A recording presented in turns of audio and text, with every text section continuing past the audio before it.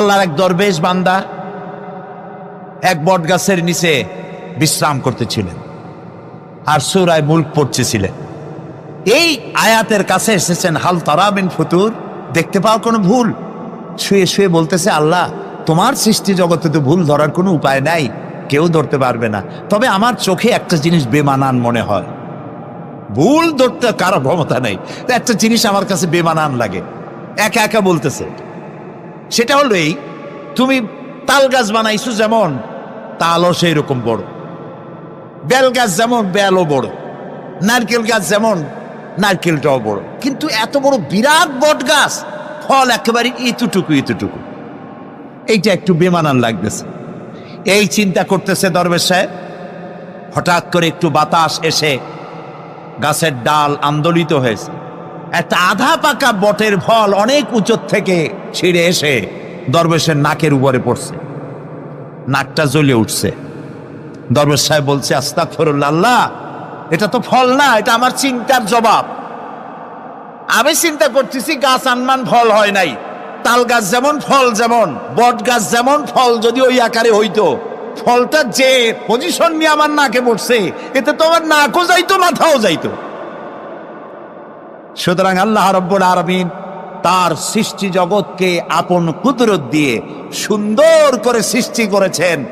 ভাগ্যবান তারা যে আল্লাহকে স্বীকার করে 5 ওয়াক্ত নামাজে আল্লাহকে সেজদা দেয়, সুবহানাল্লাহ।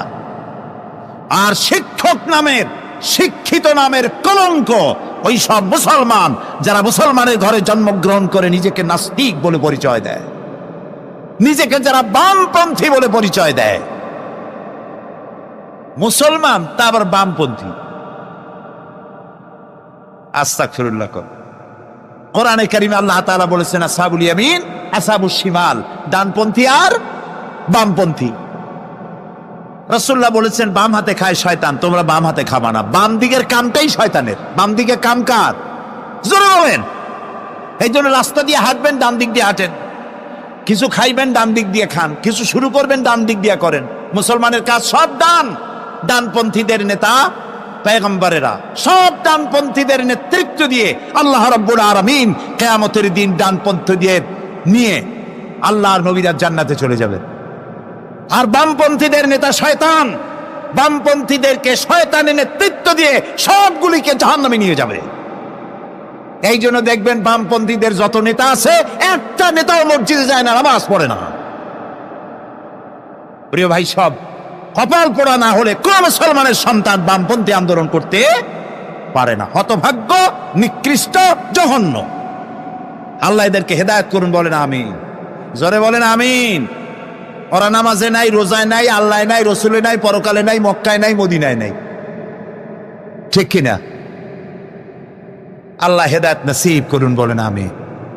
তাহলে 3টি পুঁজির কথা বলেছিলাম, তার মধ্যে প্রথম পুঁজি হলো আল্লাহর কি বিশ্বাস করতে দেখি? অস্তিত্বকে বিশ্বাস করা। এই অস্তিত্বের উপরে আমি আর আলোচনা করতে চাই না। আমরা বিশ্বাস করি আল্লাহ আছেন, ঠিক না? আচ্ছা, এবার প্রশ্ন করি, আল্লাহ আছেন, কোথায় আছেন? আচ্ছা, বুঝতে পারছি আপনাদের মধ্যে ইখতিলাফ হয়ে গেছে। কেউ বলছেন সব জায়গায়, কেউ বলছেন আরশে, কেউ বলছেন আকাশে। আর যারা বেশি বুদ্ধিমান তারা কোনো জবাব দেন নাই, চিন্তা করছেন কোনটা কইয়ে কোন জ্বালায় পড়ি। আল্লাহ রাব্বুল আলামিন কোথায় আছেন সেই প্রশ্ন আল্লাহ কি করা দরকার? আল্লাহ আপনি কোথায় আছেন, এই প্রশ্ন আমরা করার আগে আল্লাহ রাব্বুল আলামিন কোরআনে কারীমের মধ্যে জবাব দিয়ে দিয়েছেন, আর রাহমানু আলাল আরশিস ইসতাওয়া। সুবহানাল্লাহ। বলে আল্লাহ সব জায়গায় আছেন, একথা ঠিক নয়। কেন ঠিক নয় সেটাও বুঝাই দেই। সব জায়গা বলতে তার মধ্যে তো টয়লেটও আছে। সব জায়গা বলতে আরো বহুত খারাপ জায়গা আছে, আমি সে জায়গাগুলির নাম নিলাম না। তাহলে আল্লাহ কি সেসব জায়গা আছেন? বলেন নাউজুবিল্লাহ। আল্লাহ নিজেই বলছেন আল্লাহ আছেন আরশে ইসতাওয়া। আল্লাহ আছেন কোথায়? আরশে। আল্লাহ যে আরশে আছে সেই জন্যই তো মানুষেরা হাত উঁচু করে আল্লাহর কাছে, এরকম বলে যে উপরওয়ালা, বলে না, না নিচুওয়ালা বলে, সব জায়গাওয়ালা এরকম বলে, উপরওয়ালা বলে। আল্লাহ আছেন আরশে। কিন্তু প্রত্যেক রাতে তিনি প্রথম আকাশে আসেন। সুবহানাল্লাহ, বান্দাদেরকে ডাকার জন্য আসেন। আল্লাহ সর্বত্র জ্ঞান রাখেন, তার ইলমের মধ্যে এক চুল পরিমাণ জায়গা আকাশেও নাই, জমিনেও নাই যে আল্লাহ রাব্বুল আলামিন ওই জায়গাটুকুন সম্পর্কে তাৎক্ষণিকভাবে অবহিত নন। এমন এক চুল পরিমাণ জায়গা আকাশেও নাই, জমিনেও। এটাই হলো আল্লাহ সব জায়গার জ্ঞান, তার ইলমের মধ্যে সব তিনি জানেন। এ কথা একটি ছোট্ট আয়াতের মধ্যে এভাবে বলা হয়েছে, وَيَعْلَمُ مَا فِي الْبَرِّ وَالْبَحْرِ وَمَا تَسْقُطُ مِنْ وَرَقَةٍ إِلَّا يَعْلَمُهَا। এই পৃথিবীতে জমিনের ভিতরে কি হয়, সমুদ্রের অতল তলদেশে কি হয়, সব আমি জানি। এমনকি এই পৃথিবীর কোন একটি গাছের পাতা যদি পড়ে যায়, কোন দেশের কোন গাছের কোন পাতা পড়েছে সে খবর আমি আল্লাহর কাছে হয়ে যায়। এটি আমি বললাম, বানায় বললাম? এটি কোথায় আছে? তো আল্লাহ রাব্বুল আলামিন কোরআনে পরিষ্কার করে বলে যে একটা পাতার খবর যদি আল্লাহর কাছে হয়, তাহলে আমরা কোথায় কি করি তিনি টের পান না? অবশ্যই টের পান। এটি আমাদের মনে রাখতে হবে। তো আল্লাহ তাআলা, তার উপরে আমাদের বিশ্বাস হচ্ছে এই যে তিনি আরশে ইস্তাওয়া, আরশে আছেন, এবং তিনি না জানেন না দেখেন এমন কিচ্ছু নাই, না শোনেন এমন কিচ্ছু নাই। এমনকি সমুদ্রের অতল তলদেশে ছোট্ট পাথরের ভিতরেও যদি একটি পোকা যদি পালায়ে থাকে, এমন পোকা যা মাইক্রোস্কোপ যন্ত্র ছাড়া দেখা যায় না, এমন একটি পোকা আটলান্টিক বা প্রশান্ত মহাসাগরের অতল তলদেশে থেকে যদি ক্ষুধার যন্ত্রণায় চিৎকার মারে, কেউ শোনে না। আরশের মালিক আল্লাহ রাব্বুল আলামিন বলেন আমি শুনতে পাই। সুতরাং তিনি সব শুনতে পান, তিনি দেখতে পান, এবং সবকিছু তার নলেজে আছে। এ হচ্ছে আল্লাহর অস্তিত্বে বিশ্বাস। 2 নম্বরে আল্লাহর সিফাতে বিশ্বাস। 2 নম্বরে কি বলেন? সিফাত মানে কি? গুণ। বলেন কি? গুণাবলীতে বিশ্বাস। আল্লাহর নাম আল্লাহ, বলেন তো? আল্লাহ নয়, কিন্তু আল্লাহ হচ্ছে অশুদ্ধ, শুদ্ধ হচ্ছে আল্লাহ। বলার সময় মুখটা গোল হয়ে যাবে। বলেন তো, সবাই উচ্চারণ করেন আল্লাহ, আবার বলেন আল্লাহ, আবার বলেন আল্লাহ। সুবহানাল্লাহ, কি মধুর নাম, কি মজার নাম। কোন বান্দা যদি অন্তরের অন্তঃস্থল থেকে একবার যদি বলে আল্লাহ, আল্লাহ রাব্বুল আলামিন 70 বার সাড়া দিয়ে জিজ্ঞেস করেন বান্দা কি চাও, আমি শুনছি। আল্লাহ হচ্ছে ইসমে জাত, আর সিফাতি নাম হচ্ছে বাকি 98টা নাম। মোট ওয়ালাহুল আসমাউ হুসনা, আল্লাহ তাআলা রয়েছে পবিত্র নাম, অনেক নাম, 99টা নাম। কয়টা নাম? আল্লাহ হচ্ছে ইসমে জাত। এই যে আমরা অনেক সময় খোদা বলি, খোদার কসম, খোদার কিরা, খোদা হাফেজ বলি না আমরা? এই খোদা শব্দ যতটা সম্ভব এই শব্দ উচ্চারণ থেকে বিরত থাকা উচিত, কারণ আল্লাহর 99 নামের মধ্যে খোদা বলে কোনো শব্দ নাই। কেউ যদি 10 লক্ষ বার খোদা বলে, একবার আল্লাহ বলার সমান হবে না, হবে না। কেমন খোদা বলে আল্লাহ নিজের নামকে পরিচিত করেন নাই। আল্লাহর নাম হচ্ছে আল্লাহ, আল্লাহর নাম কি? আর বাকি হলো গুণবাচক নাম। তিনি রব, তিনি রাজ্জাক, তিনি ওয়াদুদ, তিনি জব্বার, তিনি কাহ্হার, তিনি রহমান, তিনি রহিম। এরকম আছে না নাম? সব গুণবাচক নাম। এই আল্লাহকে বিশ্বাস করতে হবে। 1 নম্বরে তার অস্তিত্ব, তিনি আছেন। 2 নম্বরে গুণ সহকারে বিশ্বাস করতে হবে। আমরা পানিকে বিশ্বাস করি সে চুবাইয়া ডুবাইয়া মারতে পারে, এই হিসাবে বিশ্বাস করি, ঠিক না? আগুনকে বিশ্বাস করি সে পোড়ায় মারতে পারে।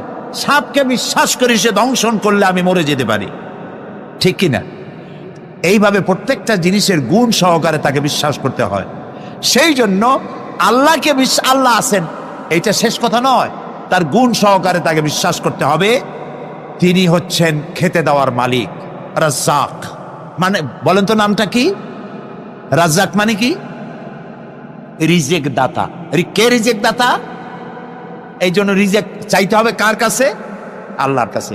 কোনো অভাব অভিযোগের জন্য আমি কাউকে বলবো না আপনি আমারে খেতে দেন, আল্লাহর কাছে চাইতে হবে। চাইবো কার কাছে? আল্লাহর কাছে। খেতে দেওয়ার মালিক তিনি। আচ্ছা বলেন, এই পৃথিবীর মধ্যে মানুষেরা বেশি না হাতি, ঘোড়া, বাঘ, ভল্লুক, ময়না, টিয়া, মাছ, পাখি, পতঙ্গ, কীট এগুলো বেশি? কোনটা বেশি? আমরা বেশি না ওরা বেশি? ওরা বেশি। ওরা বেশি। এই যে অসংখ্য হাতি আছে পৃথিবীতে, হাতির পেট বড় না আমার পেট বড়? গন্ডারের পেট বড় না আপনার পেট বড়? কুমিরের পেট বড় না আপনার পেট বড়? আচ্ছা, এখন এই সব প্রাণীদেরকে কে খেতে দেন? আপনার আমার তো ব্যাংকে ডিপোজিট আছে, কম থাকুক বেশি থাকুক, গোলায় ধান আছে, চাউল আছে, বাড়িতেও আছে, আছে না? কিন্তু এই যে পাতিশিয়াল, ফক্স, পাতিশিয়াল চেনেন তো? চিনবেনই তো, সাংঘাতিক চালাকিগুলি। এই পাতিশিয়াল কোন ব্যাংকের ম্যানেজারের কাছে গিয়ে বলছে যে ম্যানেজার সাহেব, এখন তো পৌষ মাস, আমি 10টা মুরগি চুরি করে আনছি, আমার নামে একটা অ্যাকাউন্ট খোলে, বৃষ্টির সময় যখন আমি চুরি করতে পারবো না তখন এগুলি উইথড্র করে আমি আমার পেট বাঁচাবো। এই কথা বলে শিয়ালের নামে, বাঘের নামে কোনো অ্যাকাউন্ট আছে ব্যাংকে? কোরআন শরীফে আল্লাহ তাআলা বলছেন এমন অনেক প্রাণী আছে পৃথিবীতে যারা তাদের রিজেক সংগ্রহ করে রাখে না। আল্লাহ বলেন আমি আল্লাহ তাদেরকে রিজেক দেই। কে দেয়? কোরআনে কারিমে হযরত হুদ আলাইহিস সালামের ঘটনা আল্লাহ রাব্বুল আলামিন এভাবে এনেছেন, তাম এলাকার মানুষ তার বিরুদ্ধে ক্ষিপ্ত হয়ে গিয়েছে। সমাজের লোক, রাষ্ট্রশক্তি হযরত হুদ আলাইহিস সালামের উপর অত্যাচারের পাহাড় ভেঙে দিয়েছে। হযরত হুদ আলাইহিস সালাম একা মানুষ, সমাজের রাষ্ট্রশক্তির এই দুর্বিসন্ধি দেওয়ার ষড়যন্ত্রের চ্যালেঞ্জ তিনি গ্রহণ করলেন। আর তিনি বললেন, তিনি যেটা বললেন আল্লাহ পাক কোরআনে তা কোট করে দিলেন। দুনিয়ার সমস্ত ইসলামী আন্দোলনের কর্মীদের জন্য আল্লাহ পাক কোট করে দিলেন, সমস্ত মুমিনদের জন্য তা উল্লেখ করলেন। হুদ আলাইহিস সালাম তিনি জাতিকে বললেন, ফাকিদুনি জামিআন তুম্মা লা তুনদিরুন। তোমাদের যত ক্ষমতা আছে সমস্ত ক্ষমতা নিয়ে আমার বিরুদ্ধে তোমরা ষড়যন্ত্র করো, আর আমাকে এতটুকু অবকাশ দিও না। আমি সেই আল্লাহ রাব্বুল আলামিনের উপরে ভরসা করেছি যার কুদরতি হাতের ভিতরে আমার জান, আর গোটা পৃথিবীর সমস্ত প্রাণীর জান যার কুদরতি হাতের মধ্যে, যার হাতের ভিতরে গোটা পৃথিবীর সমস্ত জান, সে আল্লাহর উপরে ভরসা করেছি, যা খুশি তোমরা আমার বিরুদ্ধে করতে পারো। সুবহানাল্লাহ। এটার নাম হলো ঈমান, এটার নাম সবর, এটার নাম ধৈর্য। এই ধৈর্য আসে ঈমানে কামেল হলে পরে এবং আল্লাহর উপরে পরিপূর্ণ বিশ্বাস হলে পরে। যদি কারো দিনের মধ্যে কথা বিশ্বাস থাকে যে আমার জন্য আল্লাহর পক্ষ থেকে যদি কোনো বুলেট নির্ধারণ করা থাকে, গোটা বিশ্ব যদি আমাকে পাহারা লাগায়, ওই বুলেট থেকে আমাকে বাঁচাইতে পারবে না। আর আমার জন্য যদি একটা বুলেট আল্লাহ কর্তৃক নির্ধারিত থাকে, তাহলে গোটা পৃথিবীর মানুষ চেষ্টা করেও সেই বুলেট থেকে আমাকে রক্ষা করতে পারবে না। হযরত আইয়ুব আলাইহিস সালামের সবরের ঘটনা কোরআনে কারীম তুলে ধরেছে। হযরত আইয়ুব 18টি বছর পর্যন্ত রোগের মধ্যে পড়ে আছেন। এত অসুখ করেছে, এত রোগ, শরীর পচে গিয়েছে, গায়ে পোকা ধরেছে, দুর্গন্ধ হয়ে গিয়েছে, বিবিরা চলে গিয়েছে, ছেলে মেয়ে পাড়ার লোকেরা দূর দূর করে তাড়িয়ে দিয়েছে। এবার জঙ্গলের ভিতরে গিয়ে আশ্রয় নিয়েছেন। এমন অবস্থা হয়েছে, শরীর পচে পচে জিহ্বায় যখন পোকা ধরা শুরু করে দিল, হযরত আইয়ুব আলাইহিস সালাম তখন আল্লাহ রাব্বুল আলামিনের দরবারে এই প্রথমবারের মতো তিনি বললেন, রব্বুল আলামিন, হায় আল্লাহ তাআলা, সমস্ত শরীর জড়া জড়া হয়ে গিয়েছে, গায়ে পোকা ধরেছি, আমি কোনো কথা বলি নাই, আমি খামোশ থেকে জিকির আজগার করতেছিলাম। আয় আল্লাহ, এখন দেখি আমার জিহ্বায় পোকা ধরেছে, পোকা ধরা শুরু হয়েছে। আমার জিহ্বাটায় পোকা তুমি দয়া করে দিও না, কারণ আমার জিহ্বায় যদি পোকা হয়ে যায় তাহলে তোমার মতো আল্লাহর জিকির আমি কি দিয়া করব? আমার জিহ্বাটা তুমি দয়া করে ভালো রাখো। কোরআনে কারীম বলছি, وَأَيُّوبَ إِذْ نَادَى رَبَّهُ أَنِّي مَسَّنِيَ الضُّرُّ وَأَنْتَ أَرْحَمُ الراحمين। স্মরণ করো সেই সময়ের কথা যখন আইয়ুব তার রবকে ডেকে বলেছিল, আমি অসুস্থ আর তুমি তো রহমান রহিম, দয়াময়। ভাষাটা দেখেন কি সুন্দর। এর থেকে কি আল্লাহর আর কিছু বলা লাগে? আল্লাহ পাকের কাছে তিনি বলতেছেন, আল্লাহ আমি তো অসুস্থ, আমি তো অসুখ করেছে আমার, আর তুমি তো দয়াময় রহমান রহিম। এক অন্ধ, ঈদের দিন কত অন্ধই তো আসে খয়রাত করার জন্য, ভিক্ষা করার জন্য, চতুর্দিকে ভিক্ষা করতেছে অন্ধরা। এক অন্ধ ঈদের গেটের কাছে দাঁড়ায় বলতেছে, ভাইরা আজ হচ্ছে ঈদের দিন আর আমি কিছু দেখতে পাচ্ছি না। এ বেশি পয়সা পাইল, মানুষের দিন তার প্রতি আকৃষ্ট হয়ে গেছে। আরে কি কথা, আজ ঈদের দিন, সকলে আনন্দ করছে আর আমি কিছুই দেখতে পাচ্ছি না। সে কিন্তু কিছু চায় নাই। ভাষার ভিতরে, কথা বলার ভিতরে এ ধরনের টেকনিক আছে। হযরত আইয়ুব আলাইহিস সালাম বললেন না যে আল্লাহ আমারে মাফ করে দাও, কষ্টের মধ্যে আছি।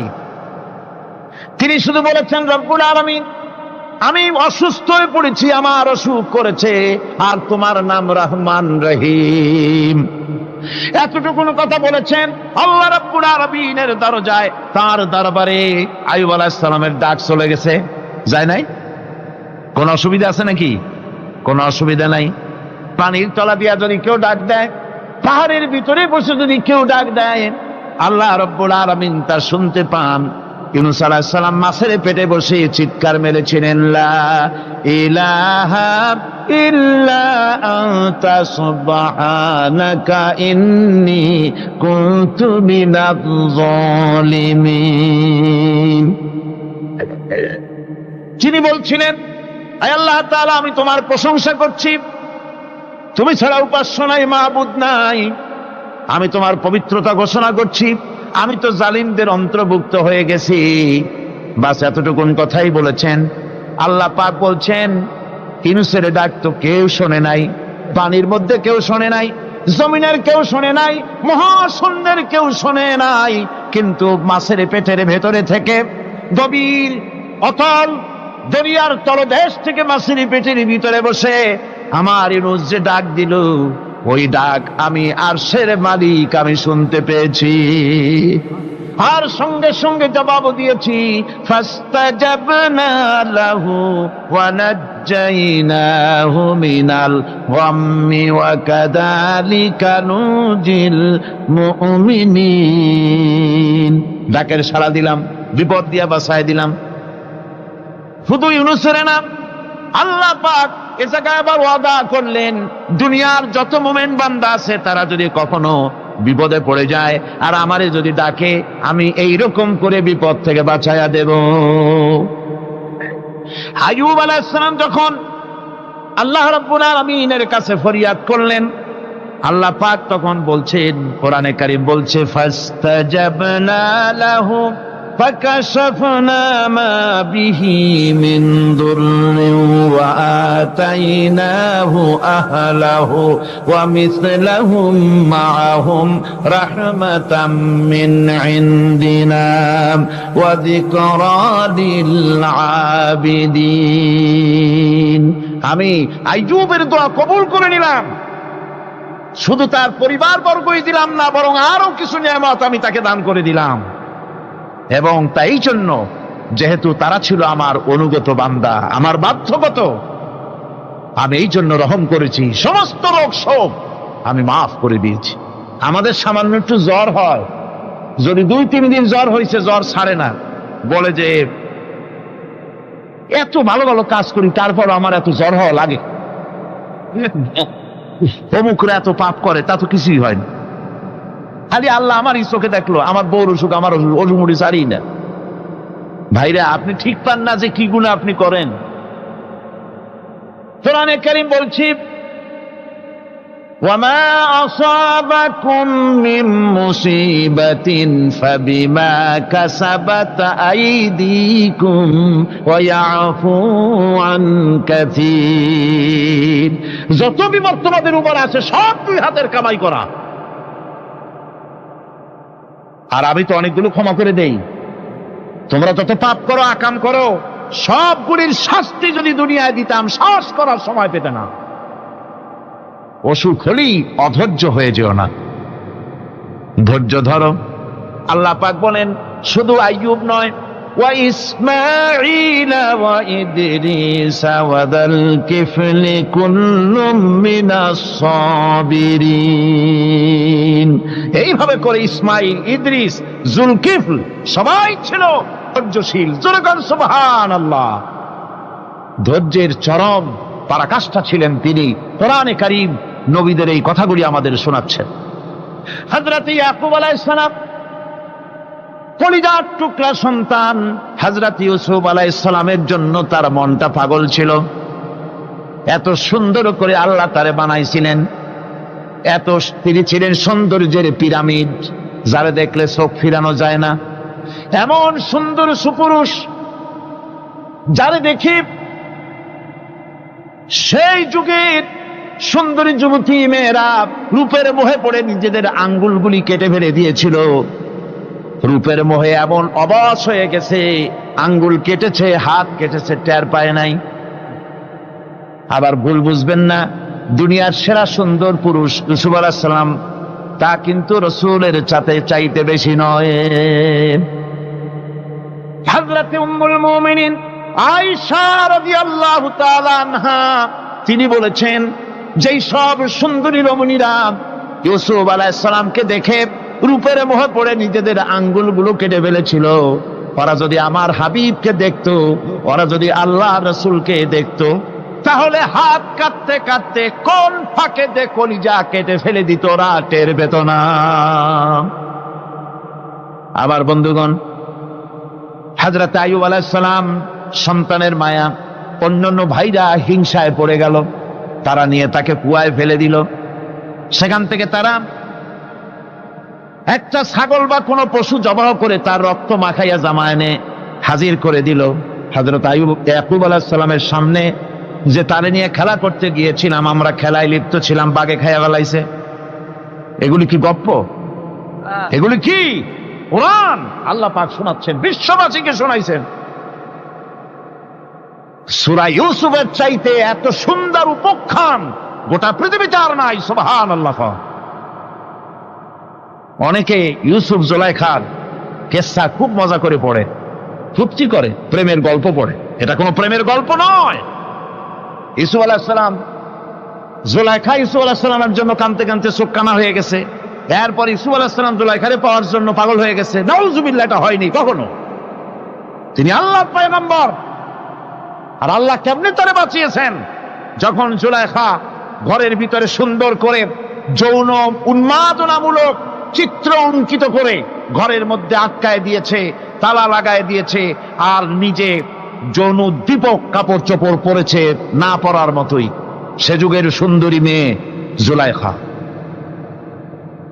তার কুপ্রবৃত্তিকে চরিতার্থ করার জন্য আহ্বান করা হয়েছে। হযরত ইউসুফ আলাইহিস সালাম লক্ষ্য করে দেখলেন, এমন জায়গা, এখান থেকে পালাবার তো পথ নাই, দরজা বন্ধ করে দিয়েছে। তিনি শুধু তখন কেবলমাত্র আল্লাহ রব্বুল আলামিনকে ভয় করলেন।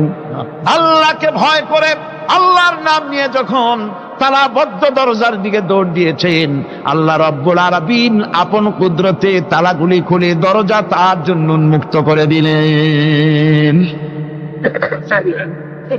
ইউসুফ আলাইহিস সালামকে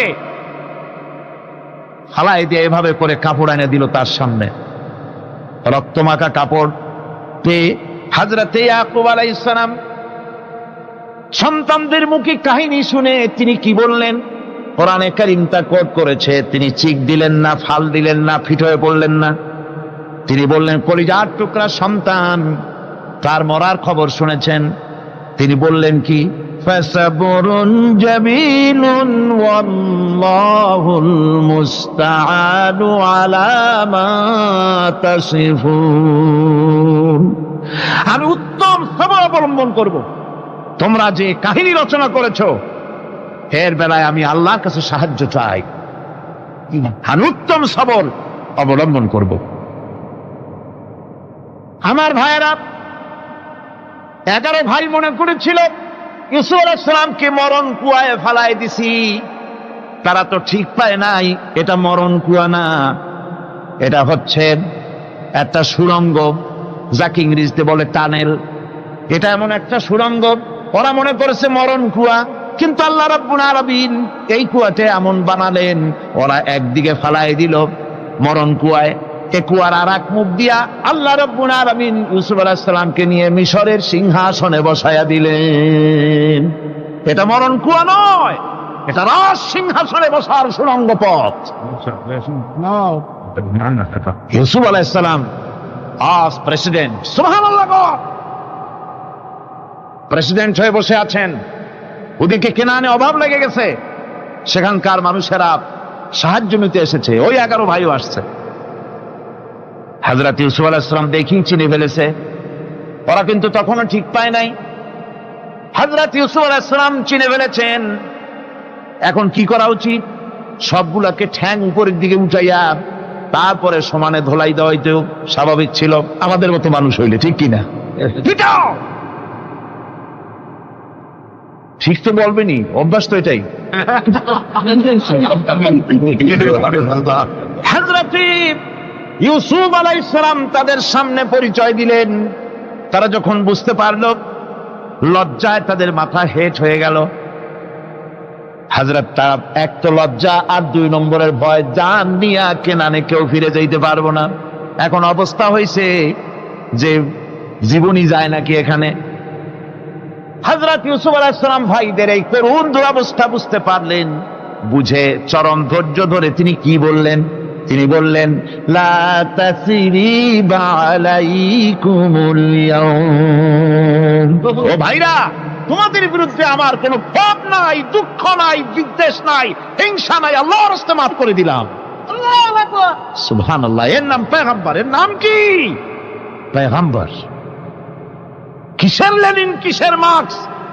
জওয়ানেরা, ভুল পথে মানুষ চলেছিল, আলহামদুলিল্লাহ আল্লাহ এগুলারে ডাস্টবিনে ফালাই দিছে। কারণ আলহামদুলিল্লাহ, আলহামদুলিল্লাহ। পয়গম্বর কারে বলে? কারে বলে পয়গম্বর? কি চরিত্র! রাসূল করিম সাল্লাল্লাহু আলাইহি ওয়াসাল্লাম, তাকে একজন সাহাবী বলছিলেন, হুজুর বলছেন এই কামটা করলা না কেন?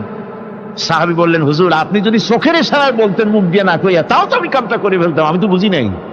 হুজুর বললেন, চোখের ঠারে ঠরে কাজ করা নবুয়তের শান নয়।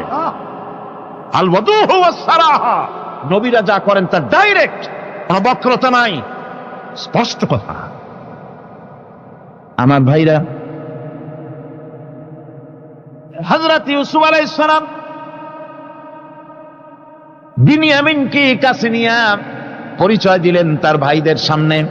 কোরআনে কারীম বলছে, ক্বালা আনা ইউসুফ ওয়া হাদা আখি قد من الله علينا إنه من يتقي ويصبر فإن الله لا يضيع أجر المحسنين। আমি ইউসুফ, আর এই হচ্ছে আমার ভাই। আল্লাহ আমাদের উপর ইহসান করেছেন। প্রকৃতপক্ষে যারা আল্লাহকে ভয় করে এবং সবর এখতিয়ার করে, আল্লাহ এভাবে তাদেরকে, তাদের আমলকে নিষ্ফল হতে দেন না। আমার এই জামাটা নিয়ে যাও। হযরত ইয়াকুব আলাইহিস সালাম, কলিজার টুকরা সন্তান ইউসুফ আলাইহিস সালামের বিরহ যন্ত্রণায় ছেলেকে কতদিন দেখে না, কাঁদতে কাঁদতে চোখ দুটো অন্ধ হয়ে গেছে। মিশর থেকে কেনানের দিকে জামা রওনা হয়েছে। কোথায় মিশর, কোথায় কেনান? জামা যখন রওনা হয়ে গেছে, হযরত ইয়াকুব বলতেছেন, আমি যেন আমার ইউসুফের গন্ধ নাকে পেতেছি। জামাত চলে এলো, চোখের উপরে রাখলেন, আল্লাহ রাব্বুল আলামিন তাকে চক্ষুষ্মান বানায়া দিলেন। ভাইরা আমার, পয়গম্বরেরা সবর করে গোটা দুনিয়ার মানুষের সামনে দৃষ্টান্ত সেট করেছেন সবর কারে হয়। আমার ভাইরা, হযরত ইব্রাহিম আলাইহিস সালামের কথা আল্লাহ পাক কোরআনে কারিমে বলছেন সবর কারে কয়, দেখো শেখো সবর কারে কয়। আল্লাহ পাক বললেন, ইব্রাহিম তোমার বিবি আর তোমার নবজাতক এই সন্তানকে রেখে আসো মক্কা নগরীতে। তিনি চলে গেলেন, সেখানে ঘর নাই, বাড়ি নাই, কিচ্ছু নাই, চতুর্দিকে ধুধু বালু আর মরুভূমি। হযরতে হাজরা বলছেন, ইব্রাহিম সামান্য পানি আর খাবার দিয়া আমার সন্তান শুদ্ধ এখানে রেখে দিতেছো, আমি কি অপরাধ করেছি? কোনো জবাব নাই। দুইবার তিনবার বলার পরে হাজরা বলছেন, ইব্রাহিম গো, তবে কি আমার আল্লাহর হুকুম মতো আমারে রেখে যাচ্ছ নাকি? হযরত ইব্রাহিম আকাশের দিকে আঙ্গুল উঁচু করলেন, কথা বলবেন বাক শক্তি বেরোচ্ছে না। 80 বছর বয়সের সময় একটা বাচ্চা আল্লাহ তারে দিছেন, আর এমন বাচ্চা পয়গম্বরের ছেলে, কি সুন্দর চেহারা, মরুভূমির উপরে ফালাই দিয়ে রওনা হয়ে যাচ্ছেন, মুখ দিয়া কথা সরছে না, আকাশের দিকে দেখালেন। হযরত হাজরা বুঝতে পারলেন। হযরত হাজরা বলেন, ইব্রাহিম কোনো চিন্তা নাই, নিশ্চিন্ত মনে বাড়ি ফিরে যাও। আমি আমার আল্লাহর উপরে এতটা ভরসা করি, আল্লাহর হুকুমে যদি আমার এখানে রেখে যেয়ে থাকো, আল্লাহ পাক আমাকে আর আমার কলিজার টুকরা ইসমাইলকে পানিতে আর খাবারে মারবেন না, অবশ্যই তিনি ব্যবস্থা করবেন। ব্যবস্থা হয়ে গেল। হযরত ইসমাইল বড় হয়ে গেলেন। আল্লাহ পাক অর্ডার করলেন, জবাহ করো ছেলেকে। হযরত ইব্রাহিম আলাইহিস সালাম যখন জবাহের প্রস্তাব করলেন, হযরত ইসমাইল তা আপত্তি করতেন, বাবাজি আমার মায়ের আর আমাকে বাচ্চা অবস্থায় ফেলে গেলেন, খাবার দেন নাই, পরার দেন নাই, বছরের পর বছর আমাদের এখানে কাটলো, দেখতেও আসেন নাই, আজ আসছেন জবাহ দিতে, এটা কেমন কথা? কি ধরনের বাপ আপনি? এরকম বলছে নাকি? এরকম বলছে। হযরত ইব্রাহিম আলাইহিস সালাম প্রস্তাবটা কিভাবে পারলেন? আল্লাহ পাক কোরআনে কারিমে দৃষ্টান্ত রেখে দিয়েছেন। আল্লাহ পাক বলছেন, হযরত ইব্রাহিম ছেলেকে বললেন, ইয়া বুনাইয়া, হে আমার কলিজার টুকরা লাডলা, হে আমার কলিজার টুকরা সন্তান, ইন্নী আরা ফিল মানাম আন্নী আযবাহুক, আমি স্বপ্নে দেখছি আমি যেন তোমাকে জবাহ করতেছি, ফানজুর মাযা তারা, তোমার রায় কি বলো? আমি তো স্বপ্নে দেখছি যে আমি তোমার জবাহ করতেছি, এখন তোমার রায় কি, তোমার মত কি? হযরত ইসমাঈল আলাইহিস সালাম শুনিয়া দিলেন দৌড়, নাকি না? হযরত ইসমাঈল আলাইহিস সালাম ধৈর্যের প্রতীক, তিনি কি কথা বললেন? তার মুখের কথা কোরআন শরীফে আল্লাহ পাক উঠায় দিলেন। হযরত ইসমাঈল বললেন, ইয়া আবাতি ফাআল মা তু'মারু সাতাজিদুনি ইনশাআল্লাহু মিনাস সাবিরিন, হে আমার পিতা, আপনি যে ব্যাপারে আদিষ্ট হয়েছেন আপনি তা পালন করুন, অবশ্যই আমাকে ধৈর্যধারীদের মধ্যে পাওয়া যাবেন। সুবহানাল্লাহ। এক বর্ণনা এসেছে, হযরত ইসমাঈল বললেন, আব্বাজান আমি ধৈর্যধারীদের ভিতরে আমারে পাবেন, তবে জবাহ করার আগে আমার হাত পাওটা একটু বেঁধে নেন, কারণ জবাহের যন্ত্রণায় আপনার গায়ে যদি আমার হাত পাও লেগে যায় তো বেয়াদবি হয়ে যেতে পারে, আর আমি মরে আমার জবাহ হয়ে যাওয়ার পর আমার রক্ত মাখা জামাটা নিয়া আমার মা হাজেরারে দিবেন, কারণ তাকে মা বলবার মতো আর তো কেউ নাই। হযরত ইব্রাহিম তাকে বাঁধবার জন্য প্রস্তুতি নিলেন। হযরত ইসমাঈল বলছেন, আব্বাজান বাঁধবেন না, বাঁধার প্রয়োজন নাই। বলে কেন? একবার বাঁধতে বললে আবার তুমি নিষেধ করছো কেন? ছেলে বলছেন, আব্বাজান বাঁধবো না এই জন্যে, হয়তো কিয়ামতেই প্রশ্ন উঠতে পারে যে আল্লাহর হুকুমে রাজি ছিল না বলে হাত পা বাঁধা জবাহ করছে, আমি এই সুযোগ দিব না, আপনি জবাহ করেন, আমি এতটুকু নড়াচড়া করব না। ধৈর্যের চরম প্রতীক। হযরতে ইসমাঈল আলাইহিস সালাম দেখাই দিয়েছেন ধৈর্য কারে কয়। আমার বন্ধুগণ, এই পৃথিবীর সবচাইতে ধৈর্যের বড় প্রতীক হতেছেন ইমামুল মুরসালিন, আশরাফুল আম্বিয়া, সাইয়্যিদুল মুরসালিন জনাবে মুহাম্মাদুর রাসূলুল্লাহ সাল্লাল্লাহু আলাইহি ওয়াসাল্লাম। আমার বন্ধুগণ, সবচাইতে বড় ধৈর্যের প্রতীক তিনি। কাউকে একটা গালি দেন নাই জীবনে, কাউকে ঠাট্টা করেন নাই, কাউকে মারেন নাই, কারো মনে দুঃখ দেন নাই। তিনি দুঃখ পেয়েছেন, তিনি কাউকে দুঃখ দেন নাই। তিনি কষ্ট পেয়েছেন, কাউকে কষ্ট দেন নাই। আমার ভাইয়েরা, তায়েফের ময়দান, আমার নিজের চোখে তায়েফে যেদিন আমি তায়েফ দেখলাম, আমি তায়েফে ঢুকেছি, জীবনে কোনোদিন যাই নাই। রমজান মোবারকে আমি সেখানে গেলাম, আমাকে বসার জন্য তারা নিয়ে যাবে। আমি বললাম আগে বসবো না, আমারে আগে নিয়ে যাও, আমার নবীকে কোন জায়গায় ওরা মেরেছিল সে জায়গাটা দেখাও। তায়েফের সেই গলিতে যখন আমি গিয়েছি, দুই দিকে পাহাড় দাঁড়ানো, তায়েফের লোক আমার সাথে ছিল, তারা বলল এই জায়গাটা প্রথম যেখানে চতুর্দিক থেকে নবীজিকে পাথর মারছিল আর আল্লাহর নবী বেহুশ হয়ে পড়ে গিয়েছিলেন। 3টা দিন না খাওয়া, হযরতে খাদিজা নাই, আবু তালিব নাই, মক্কায় জায়গা নাই পা রাখার। নবীজি 3টা দিন ঘুরলেন।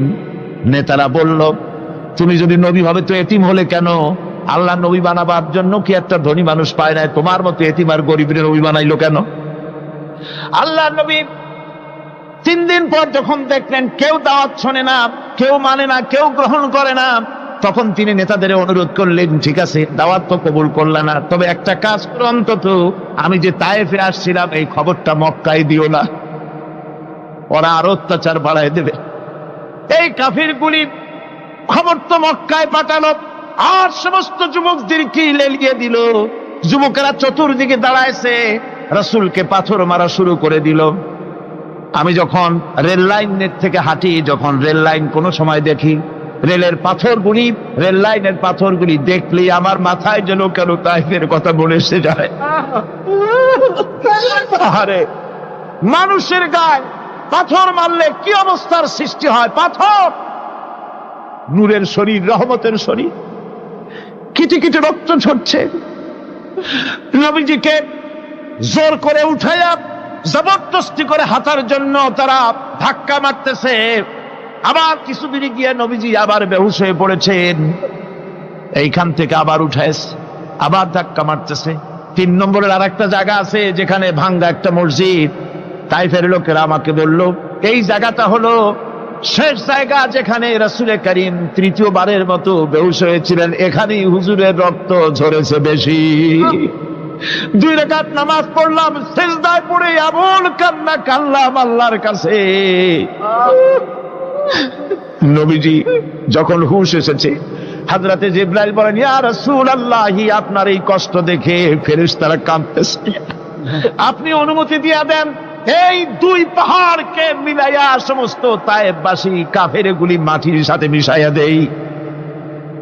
নবীজি বললেন, জিবরাইল, আমি যদি হুকুম করি আর আমার হুকুম মতো যদি এই কাম করো, একটা কাফেরও যদি না বাঁচে তাহলে কার মুখে পৌঁছাবো লা ইলাহা ইল্লাল্লাহু মুহাম্মাদুর রাসূলুল্লাহ। আমার ভাইরা, হযরত সাল্লাল্লাহু আলাইহি ওয়াসাল্লাম উঠে বসলেন। এমন সময় হযরতে যায়েদ শরীরের রক্তগুলি মুছে দিতেছেন। হযরত সাল্লাল্লাহু আলাইহি ওয়াসাল্লাম বসে 2খানা হাত উত্তোলন করলেন। নবীজির চোখ থেকে পানি গড়ায় পড়তেছে। আরে কেউ নাই, আল্লাহ ছাড়া কেউ নাই সাহায্য করার। নবীজি হাত তুলে মোনাজাত করতেছেন, চোখ দিয়া পানি পড়ে দাড়ি ভিজে পড়তেছে, গায়ে দিয়া রক্ত ঝরতেছে। নবীজি কি দোয়াটা করলেন? বদদোয়া করলেন না, গজব দিতে বললেন না। নবীজি দোয়া করলেন, রব্বুল আলামিন, এই তায়েফের লোকেরা আজকে আমার সাথে যে ব্যবহারটা করেছে, ওরা বোঝে নাই যে আমি তোমার নবী, ওরা বোঝে নাই যে আমি তোমার রাসূল, না বুঝে আমার উপরে যে অত্যাচারটা করলো, আল্লাহ তুমি এই জন্য রাগ করে এই তায়েফে তুমি গজব দিও না। আল্লাহ পাক পরবর্তী সময় হুজুরকে স্মরণ করাই দিলেন, ওয়ামা আরসালনাকা ইল্লা রাহমাতাল লিল আলামিন। ও নবী, আপনি হচ্ছেন আমার সমস্ত সৃষ্টি জগতের জন্য, আপনি আমার রহমত, আমার গোটা বিশ্বের জন্য আপনার, আমার সৃষ্টি জগতের জন্য আপনি আমার করুণা। একটা লোক রাসূলের এই কষ্ট দেখে বাগান থেকে এক গ্লাস আঙ্গুরের শরবত এনে হাজির করেছে। এত কষ্টের পর 3 দিনের না খাওয়া আঙ্গুরের একটা শরবত পাইয়া হুজুর খুব খুশি হলেন। শরবত গ্লাস পান করে হুজুর বলছেন, তোমার নাম না আত্তাস? তিনি বলছেন, হ্যাঁ হুজুর, আমার নাম আত্তাস। তোমার বাড়ি না ইউনূস আলাইহিস সালামের গ্রামে? বলে, হ্যাঁ, আমার বাড়ি সেই গ্রামে। তা আপনি কি করে জানলেন আমার নাম আত্তাস আর আমার বাড়ি ইউনূস আলাইহিস সালামের গ্রামে? আপনি জানলেন কি করে? হুজুর বললেন, আমি নবী, হযরত ইউনূস নবী, একজন নবীর খবর আর একজন নবীর কাছে থাকে। রাসূল করিম সাল্লাল্লাহু আলাইহি ওয়াসাল্লাম সবর ইখতিয়ার করেছিলেন, ধৈর্য অবলম্বন করেছিলেন, আর আল্লাহ পাক তাকে নির্দেশ করেছেন, সবর করো।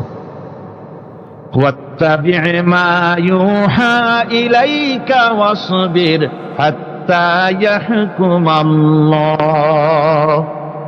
তুমি কেবল সেই জিনিসের অনুসরণ করো যা আমি তোমার প্রতি অবতীর্ণ করেছি।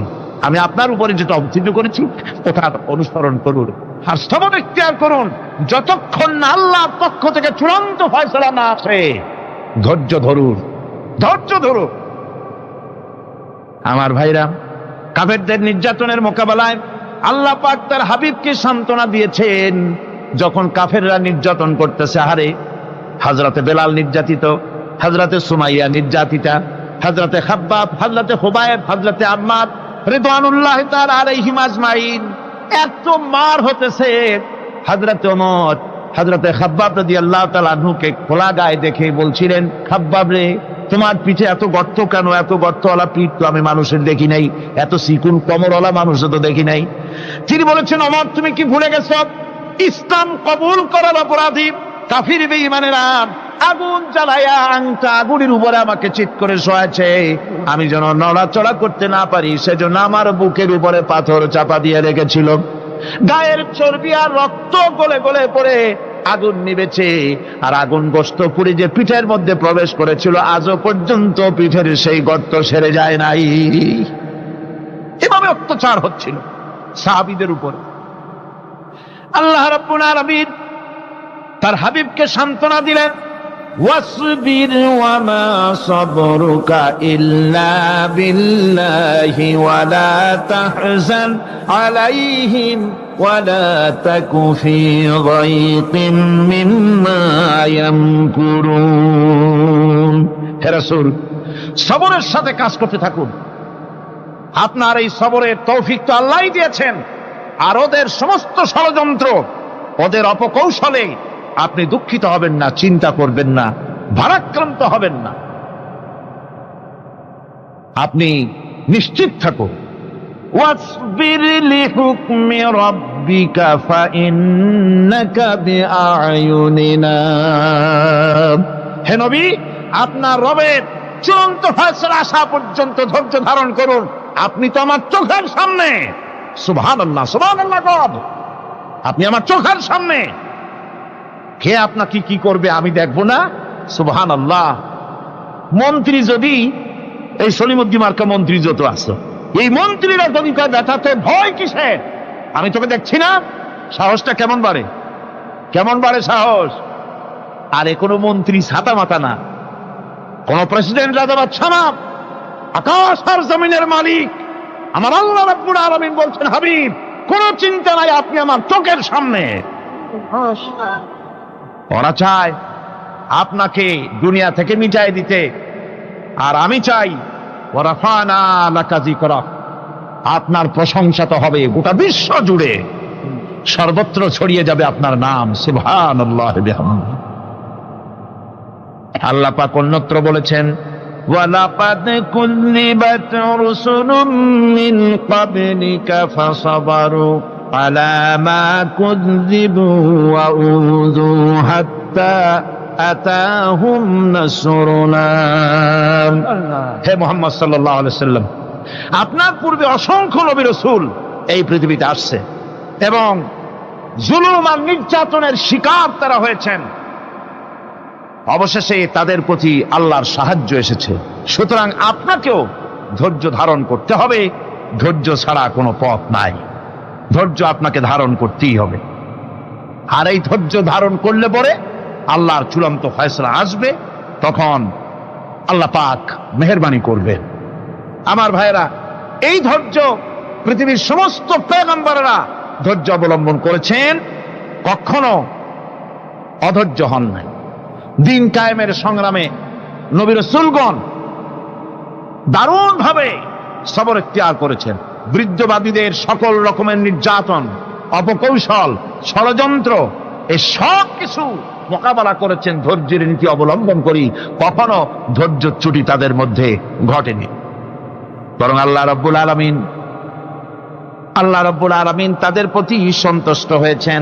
যারা এই ধৈর্য ধরেছে তাদের উপরে সন্তুষ্ট হয়ে আল্লাহ রাব্বুল আলামিন বলেছেন, ওয়া কাআইয়্যিম মিন নাবিয়্যিন কাতালা মাআহু রিব্বিয়ুনা কাসীর। এর আগে অনেক নবী এসেছিলেন যাদের সাথে বহু আল্লাহওয়ালা লোক লড়াই করেছেন।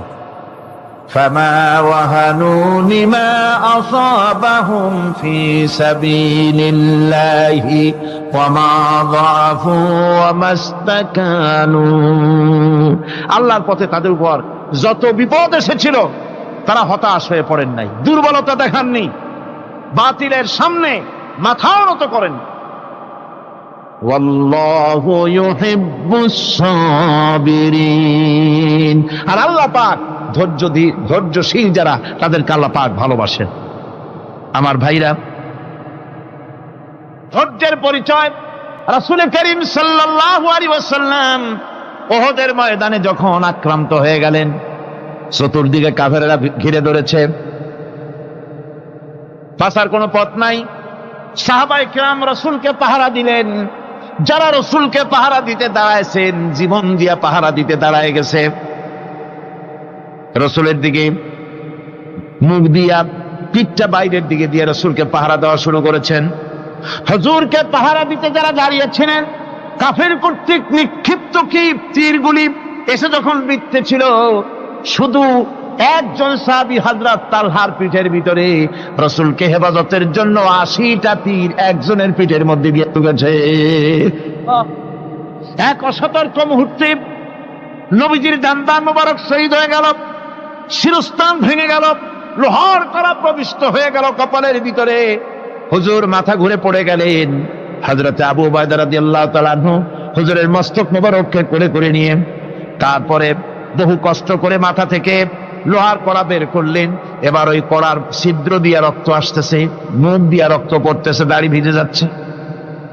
বুখারী শরীফে এসেছে, আল্লাহর নবী দুইখানা হাত নিজের চেহারার উপরে মলে আনে টাটকা রক্ত চোখের সামনে দেখে বলছেন, আহারে, এই কওমের ফালাত কি করে হবে, এই কওমের মুক্তি কি করে হবে, এই কওমের নাজাত কি করে হবে, যে কওম তার নবীর চেহারা রক্ত দিয়ে লাল বানাইয়া দিল।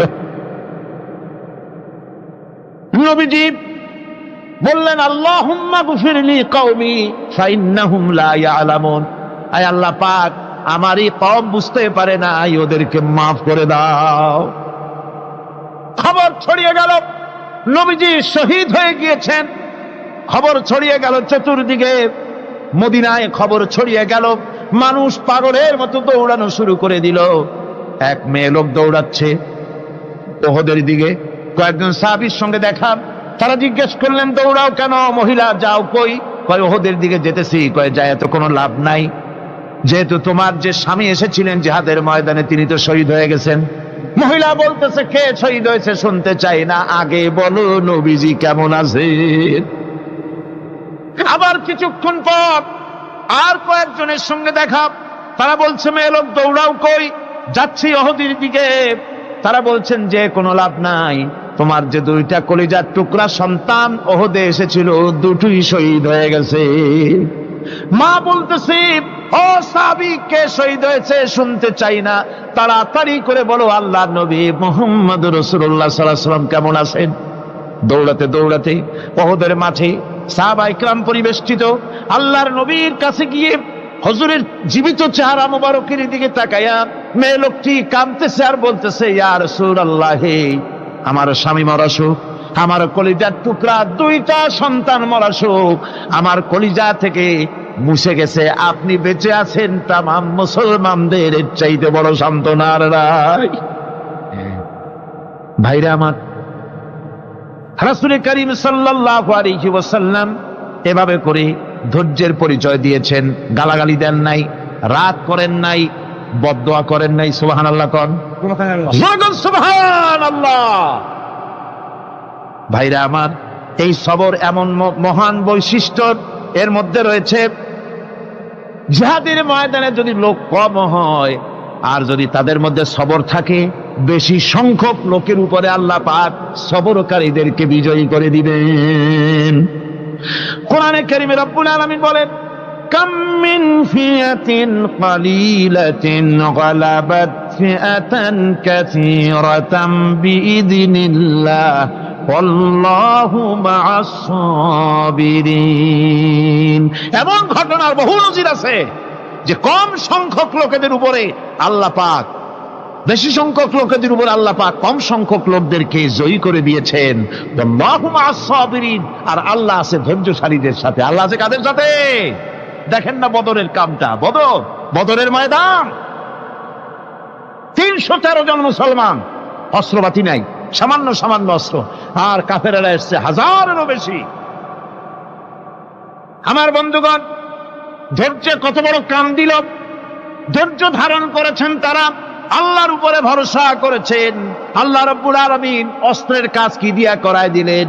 একজন সাহাবী এসে বলছেন, হুজুর, জিহাদের ময়দান, ইসলামের প্রথম জিহাদ, আমার কাছে তো অস্ত্র নাই, মেহেরবানি করে একটা অস্ত্র আমারে দেন, আমি লাফায় পড়ি জিহাদের মধ্যে। হুজুর বলেন, অস্ত্র তো আমার কাছে নাই, দিবটা কি? সাহাবী বলছেন, হুজুর, অস্ত্র না থাকে যা পারেন তাই দেন, আপনার হাত দিয়ে যা দিবেন আমি দাঁড়ায় থাকতে পারবো না, জিহাদে আমাকে শরীক হতেই হবে। নবীজি কাছে পেলেন একখানা শুকনা খেজুরের ডালখানা তুলে সাহাবীর হাতে তুলে দিলেন। সাহাবী বলেন, রাসূলের হাতের দেওয়া শুকনা খেজুরের ডালটা নিয়ে আমি যখন কাফেরদের ভিড়ের মধ্যে ঝাঁপায় পড়ে যখন শুকনা খেজুরের ডাল দিয়ে আঘাত দিলাম, তখন ধারালো তরবারে দিয়ে আঘাত করলে যে কাম হয়, শুকনা খেজুরের ডালের আঘাতে কাফের দ্বিখণ্ডিত হয়ে জমিনে পড়ে গেল। ভাইরা আমার, আল্লাহ রাব্বুল আলামিন সবর যারা করে, সংখ্যা যদি কম হয়, আল্লাহ পাক তাদেরকে বিজয়ী করে দেবেন, এই ওয়াদা আল্লাহ রাব্বুল আলামিন করেছেন। এই সবরের গুণ ছাড়া জান্নাতেও প্রবেশ করা যাবে না, সবর যদি না থাকে বেহেশতে যাওয়া যাবে না। ভালো করে মনে রাখেন, আল্লাহ পাক বলছেন, আম্মা হাসিবতুম আন তাদখুলুল জান্নাতা ওয়া লাম্মা ইয়া'লামিল্লাহুল্লাযীনা জাহাদু মিনকুম ওয়া ইয়া'লামাস সাবিরিন। তোমরা কি মনে করেছো এমনি বেহেশতে চলে যাবা? এটা কি মামু বাড়ির আবদার নাকি? এমনি বেহেশতে চলে যাবা?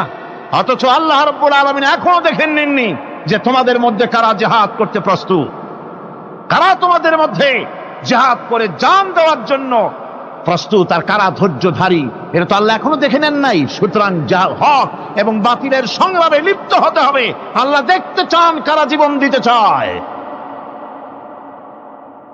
সুতরাং ইসলামী আন্দোলনে যারা শরীক হবে, তাদের বিপদ এবং মুসিবত দিয়ে আল্লাহ রাব্বুল আলামিন তাদের সাহসিকতা এবং ধৈর্যের পরীক্ষা নিবেন।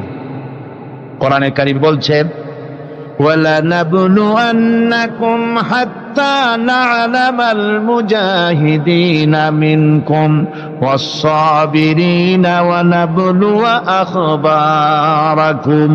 অবশ্যই আমি তোমাদেরকে পরীক্ষার সম্মুখীন করব, আর তোমাদের মধ্যে সত্যিকার মুজাহিদ, দৃঢ়তা অবলম্বনকারী কারা, আমি তা দেখব। এটা যেন আমি দেখে নিতে পারি, সেই জন্য আমি বিপদ এবং মুসিবতের মধ্যে তোমাদের ফেলবো। ধৈর্যধারীদের উপরে আমার রহমত অবশ্যই থাকবে। খবর এমন এক সম্পদ যা ধারণ করলে পরে আল্লাহ রাব্বুল আলামিন রাষ্ট্রীয় ক্ষমতা দান করে দেন। কোন সুবহানাল্লাহ, জোরে কোন সুবহানাল্লাহ। ধৈর্য ধারণ করলে আল্লাহ রাষ্ট্রের মতো বিরাট নিয়ামত আল্লাহ হাতে তুলে দিবেন। তার প্রমাণ কোরআন শরীফ আল্লাহ বলছেন, বনি ইসরাইলরা মিশর থেকে যখন বহিষ্কার হয়ে গেল, তাদের যখন পা রাখার কোনো জায়গা থাকলো না, বনি ইসরাইলরা মিশর থেকে যখন বহিষ্কার হয়ে গেল, এরপরে আল্লাহ পাক তারা যখন ধৈর্য অবলম্বন করলো, আল্লাহ পাক তাদের ব্যাপারে বলছেন, ওয়া আওরাসনাল কওমাল্লাযীনা কানু ইউস্তাদআফুনা মাশারিকাল আরদি ওয়া মাগারিবা আল্লাতী বারাকনা ফিহা। আর তাদের স্থলে আমি নির্যাতিত লোকদেরকে প্রতিষ্ঠিত করলাম। পশ্চিম এবং উত্তরের তাদেরকে আমি পশ্চিম এবং পূর্বের উত্তরাধিকারী তাদেরকে বানায় দিলাম। বিরাট এলাকা তাদের হাতে আমি তুলে দিলাম। ওয়া তাম্মাত কালিমাতু রাব্বিকাল হুসনা আলা বানি ইসরাঈলা বিমা সাবারু। আর এভাবে করে আল্লাহ পাক তার কথাকে পূর্ণ করলেন বনি ইসরাইলদের উপরে। সবর এখতিয়ার করার জন্য, ধৈর্য ধরার কারণে আল্লাহ পাক রাষ্ট্রের মালিক তাদের বানায় দিলেন। যেরকম সুবহানাল্লাহ। সবর যদি করা হয়, তো যুদ্ধ যদি বাদে, যদি জাহাজ শুরু হয়ে যায়, আল্লাহ পাক বলেছেন ফেরেশতা দিয়ে সাহায্য করবে। যদি সবর থাকে, তোমাদের সবর থাকলে আল্লাহ কি দিয়ে সাহায্য করবেন? ফেরেশতা। কোরআনে কারীম বলছি, বালা ইন তাসবিরু ওয়া তাত্তাকু ওয়া ইয়াতুকুম মিন ফাওরিহিম হাদা ইউমদিদুকুম রাব্বুকুম বিখামসাতি আলাফিন মিনাল মালাইকাতি মুসাউমিন। হ্যাঁ, তোমরা যদি ধৈর্য অবলম্বন করো আর আল্লাহকে ভয় করে চলো, তাহলে এক্ষুনি আল্লাহ রাব্বুল আলামিন তোমাদের জন্য কাতারে কাতারে শৃঙ্খলাবদ্ধ 10,000 ফেরেশতা দিয়ে তোমাদেরকে সাহায্য করবেন। সুবহানাল্লাহ। তোমাদেরকে ফেরেশতা দিয়ে সাহায্য করা হবে। তোমরা যদি সবর এখতিয়ার করো, তাহলে সংখ্যা যদি কম হয়, বেশি সংখ্যার উপরে জয়ী করে দেব। ইয়াকুম মিনকুম 20 সাবিরুনা ইয়াগলিবু মিয়াতাইন। যদি তোমাদের ভিতরে ধৈর্যশীল 20 জন হয়, আমি 200 কাফেরের বিরুদ্ধে তোমাদেরকে জয়ী করে দেব। সুবহানাল্লাহ। তোমরা যদি হও ধৈর্যশীল 200, কি কয় 20 জন, 200 কাফেরের উপরে তোমরা জয়যুক্ত হয়ে যাবে। আর বিপদ আর মুসিবতে যারা ধৈর্য ধরে, তাদের জন্য আল্লাহর পক্ষ থেকে সুসংবাদ। সুসংবাদ কাদের জন্য? ধৈর্যধারীদের জন্য। কোরআনে কারীম বলছে, ওয়াবাশশিরিস সাবিরিনাল্লাযীনা ইযা আসাবাতহুম মুসিবাতুন ক্বালু ইন্না লিল্লাহি ওয়া ইন্না ইলাইহি রাজিউন। সুসংবাদ সেই সব ধৈর্যশালীদের জন্য যারা নাকি বিপদ এবং মুসিবতে আসলে যারা বলে, কি বলে? পড়েন আমার সাথে, ইন্না লিল্লাহি ওয়া ইন্না ইলাইহি রাজিউন। এটা শুধু আমাদের লোকেরা কেউ মরলে পড়ে, এটা শুধু মরার সময় নয়, বরং যে কোনো বিপদ আর মুসিবত এলে মোমেন বান্দা যারা, তারা কি পড়বে? ইন্না লিল্লাহি ওয়া ইন্না ইলাইহি রাজিউন। নিশ্চয়ই নিশ্চয়ই আমরা আল্লাহর জন্য এবং আমাদের সকলকেই আল্লাহর কাছে ফিরে যেতে হবে, প্রত্যাবর্তিত হতে হবে। সবরকারীদের জন্য রয়েছে জান্নাতের সুউচ্চ সম্মানের জায়গা। জান্নাতে সবচেয়ে সম্মানজনক জায়গা আল্লাহ রাব্বুল আলামিন ধৈর্যশালীদেরকে দান করবেন। কোরআনে কারীম বলছে, উলাইকা ইউজসাউনাল গুরফাতা বিমা সাবারু ওয়া ইউলাক্কাউনা ফিহা তাহিয়াতাও ওয়া সালামা। এরা হলো সেই সব লোক যাদেরকে প্রদান করা হবে বেহেশতের সুউচ্চ মঞ্জিল, কারণ তারা সবর এখতিয়ার করেছিল, তারা সবর করছিল। এই জন্য বেহেশতের সবচাইতে ভালো জায়গা তাদের দেওয়া হবে। কোন আলহামদুলিল্লাহ, জোরে কোন আলহামদুলিল্লাহ। এবং জান্নাতে সবরকারীদেরকে সম্বর্ধনা দেওয়া হবে, সম্বর্ধনা দেওয়া হবে। খালিদিনা ফিহা হাসুনাত মুস্তাকাররাও ওয়া মুকামা। চিরদিন তারা জান্নাতের ভেতরে বসবাস করবে এবং কতই না সুন্দর, কতই না উত্তম জায়গা সবরকারীদের জন্য আল্লাহ বেহেশতের মধ্যে রেখে যাবেন। জান্নাতে প্রবেশ করার সাথে সাথে চতুর্দিক থেকে ফেরেশতারা ছুটে আসবে সবরকারীদের জন্য। ওয়াল মালাইকাতু ইয়াদখুলুনা আলাইহিম মিন কুল্লি বাব। চতুর্দিক থেকে ফেরেশতারা তাদেরকে ইস্তেকবাল করবে, কি বলবে?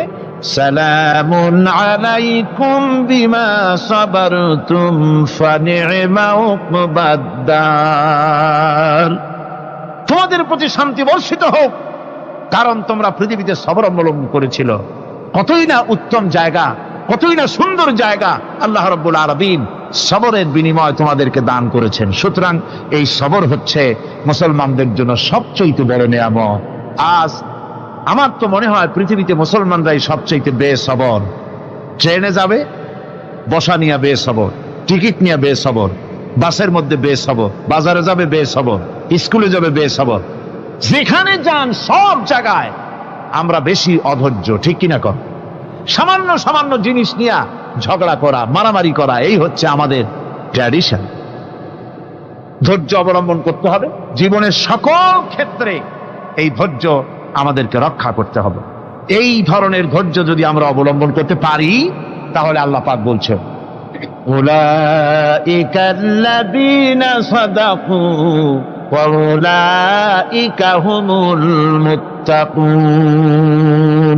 এরাই হলো ঈমানের দাবিতে সত্যবাদী। কোন আলহামদুলিল্লাহ। কারা কারা? না না, শুধু সবরকারী না। এই যে 10টা পয়েন্ট বলা হলো, কয়টা পয়েন্ট বলা হয়েছে? 10টি পয়েন্ট।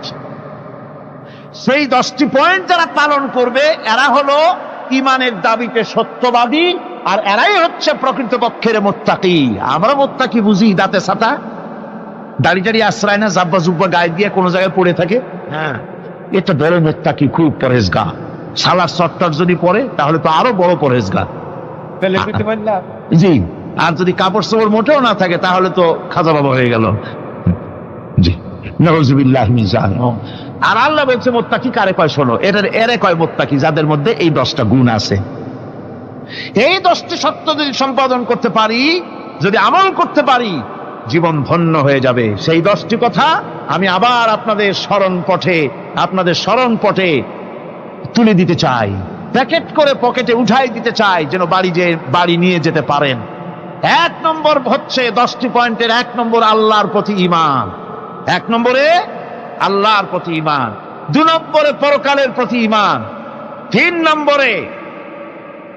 নম্বরে ফেরেশতাদের উপর ঈমান, 4র্থ নম্বরে কিতাবের প্রতি ঈমান, 5ম নম্বরে নবীদের প্রতি ঈমান, 6ষ্ঠ নম্বরে সহায় সম্বলহীন নিকটবর্তী আত্মীয়, ইয়েতিম, মিসকিন, প্রবাসী, মুসাফির, সাহায্য প্রার্থী, এদেরকে মুক্ত করার জন্য এদেরকে সাহায্য প্রদান করা, 7 নম্বরে নামাজ প্রতিষ্ঠা করা, 8 নম্বরে যাকাত আদায় করা, 9 নম্বরে ওয়াদা পালন করা, 10 নম্বরে সবর এখতিয়ার করা। কয়টা হইল? এই 10টি কাজ যদি আমরা পালন করতে পারি, বিপদে মুসিবতে ধৈর্য ধারণ করতে পারি, যত মুসিবত আসুক, আসলে এগুলি কিছু না। মুসিবত আল্লাহ টেস্ট করবেন, মুসিবত দিয়া আল্লাহ টেস্ট করেন। দেখা যায় যে ওদের শক্তি খুব বেশি, চোখে আপনি দেখতে পারেন, কিন্তু আল্লাহ বলছেন ইন্না কায়দাশ শায়তানে কানা দাঈফা। বাতিলরা হলো শয়তান। বাতিলরা কি? আর ওদের চক্রান্ত আসলেই দুর্বল। এদের চক্রান্ত আসলে কি? দুর্বল। কাজেই এগুলিকে ভয় করা যাবে না। বিপদে মুসিবতে ধৈর্য ধারণ করে যদি অগ্রসর হওয়া যায়, তো আল্লাহ রাব্বুল আলামিন এই 10টি পয়েন্ট যদি আমল করা যায়, দুনিয়াও শান্তি পাবো, আখিরাতেও শান্তি পাবো। যত মুসিবত আসুক, বিপদ আসুক, ধৈর্যের সাথে মোকাবেলা করতে হবে। ধৈর্যের অর্থ কি? আমি আগেই বলেছি, ধৈর্যের অর্থ হচ্ছে অবিচলতা, দৃঢ়তা, বরদাস্ত করা, সহিষ্ণুতা, ধীরতা, স্থিরতা। ধৈর্যের অর্থ এটা নয় একজন একটা থাপ্পড় মারলো আর আপনি বলবেন যে বাবা ব্যথা পাইছো নাকি, তাহলে আরো একখান থাপ্পড় দিয়া দাঁত আমার সবগুলো ভালাই দেয়। এর নাম ধৈর্য নয়। ধৈর্য হচ্ছে পরিস্থিতির মোকাবেলা করতে হবে সাহসিকতার সাথে, এর নাম হচ্ছে ধৈর্য।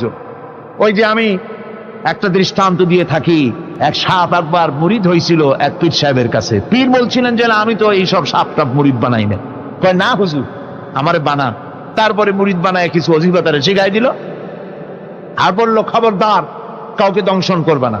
ঠিক আছে, সে যায়া জিজ্ঞাসা শুরু করে দিয়েছে। এর মধ্যে জমিনে রাখাল আসছে, ধান কাটছে, ধানগুলো নিবি কি করে, দড়ি দাড়ি পাচ্ছে না। তো কি করা যায়, বানবে কি দিয়া? সন্ধ্যার পরে অন্ধকারে দেখে যে দড়ি একটা পড়ে আছে।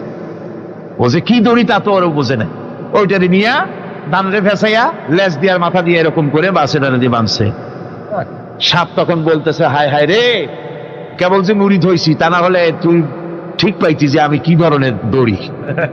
এরপরে নিয়ে বাড়ি নিয়ে ভালাই দেশে ডরে খুলে সাপটার ঘাড় গেছে মস্কিয়া। বহুত কষ্ট করে হুজুরের বাড়ি গিয়ে হাজির, কয় যে হুজুর কি একখান জিকের শিখাইলেন, আমার তো ঘাটটার মস্কে শেষ। আশ্চর্য কথা, কত মানুষ মুরিদ হইল, কত কিছু মুরিদ হইলো, কারো তো জিকের করলে ঘাড় মস্কে যাবে কেন, এটা কেমন কথা? কয় হুজুর ঘটনাই।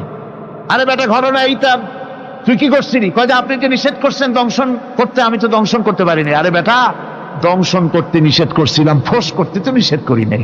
তোরে যখন দড়ি মনে পেরে হাত দিছিল, ফোঁস করে উঠতি, ওই রাখা লাভ দিয়া বন আর পার হইয়া দিল্লি চলে যেত। কাজী ধৈর্যের মানে শীত হয়ে পড়ে না। ধৈর্য মানে অবিচলতা, দৃঢ়তা নিয়ে শক্তি সঞ্চয় করে আল্লাহর উপরে ভরসা করে বাতিলের বিরুদ্ধে ঝাঁপিয়ে পড়তে হবে, বাতিল উৎখাত হতে বাধ্য হবে।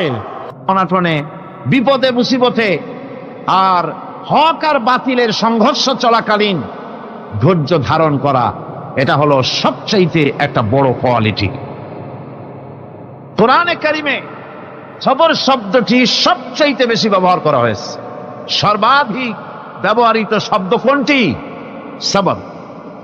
সবর আরবি একটি মৌলিক শব্দ, এমন একটি মৌলিক শব্দ যার তাৎপর্য অন্য কোন ভাষা দিয়া খবরটা বললে যেমন বোঝানো যায়, অন্য কোন ভাষা দিয়া এটার অর্থ করে এটার হক আদায় করা সম্ভব না। আর এই সবর কোরআনে কারিমে বিভিন্ন জায়গায় বিভিন্ন অর্থে ব্যবহার হয়েছে। যেমন সবর শব্দের অর্থ হচ্ছে অবিচলতা, বাংলায় যা বোঝানো যায়। সবর শব্দের অর্থ হচ্ছে অবিচলতা, দৃঢ়তা, সহিষ্ণুতা, মন মেজাজের সমতা, ধীরতা, স্থিরতা, কষ্ট সহিষ্ণুতা, বরদাস্ত করা। এগুলি এই সবরের এই শব্দ, এই অর্থগুলি কোরআনে কারিমের বিভিন্ন জায়গায় বিভিন্ন রকম এটাকে ব্যবহার করা হয়েছে। সবর একটি মৌলিক মানবীয় গুণ। এই গুণ যার মধ্যে আছে, সে তার নৈতিকতার শীর্ষে পৌঁছে যেতে পারে। আর এই গুণটি যার মধ্যে অভাব, এই সবর যার ভিতরে নাই, সে মানুষের পর্যায়ে পড়ে না। যত অসুবিধা, যত কষ্ট, যত রকমের বিপদ মুসিবত, যত রকমের অসুবিধার সৃষ্টি হয়, তার মূলীভূত কারণ হচ্ছে ধৈর্যের অভাব, সবরের অভাব। দুনিয়ার সমস্ত নবী রাসূলগণ সবর অবলম্বন করেছেন।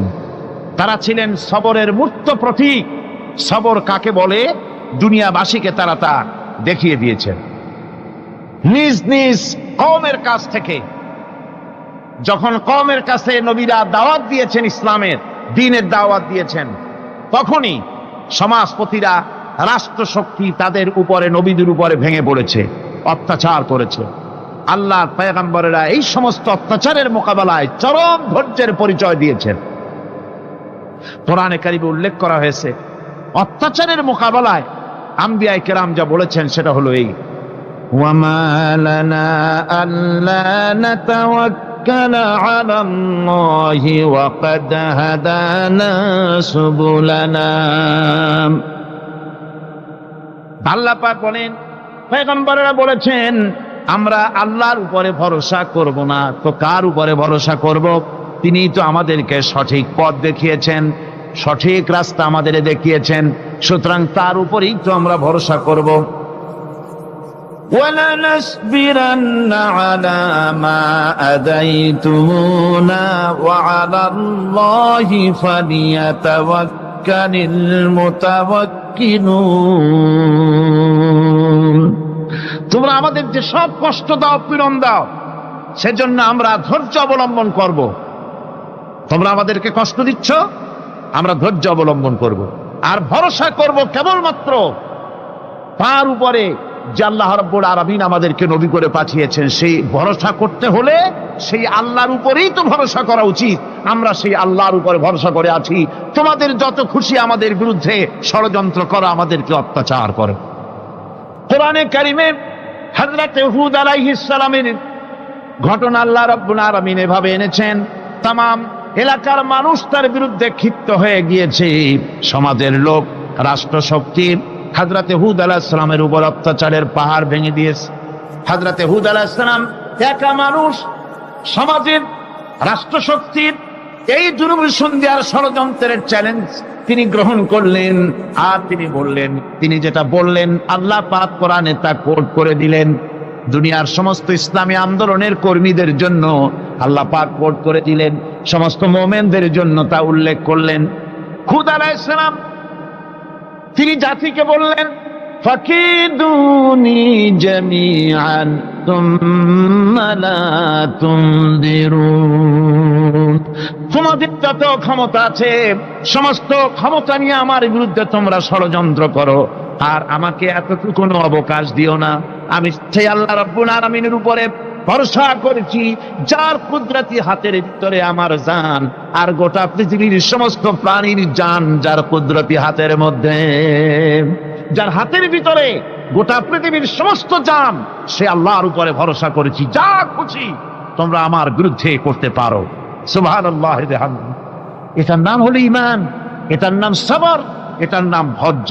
এই ধৈর্য আসে ঈমানে কামেল হলে পরে এবং আল্লাহর উপরে পরিপূর্ণ বিশ্বাস হলে পরে। যদি কারো দিনের মধ্যে কথা বিশ্বাস থাকে যে আমার জন্য আল্লাহর পক্ষ থেকে যদি কোনো বুলেট নির্ধারণ করা থাকে, গোটা বিশ্ব যদি আমাকে পাহারা লাগায়, ওই বুলেট থেকে আমাকে বাঁচাইতে পারবে না। আর আমার জন্য যদি একটা বুলেট আল্লাহ কর্তৃক নির্ধারিত থাকে, তাহলে গোটা পৃথিবীর মানুষ চেষ্টা করেও সেই বুলেট থেকে আমাকে রক্ষা করতে পারবে না। এটার নাম হচ্ছে ঈমান।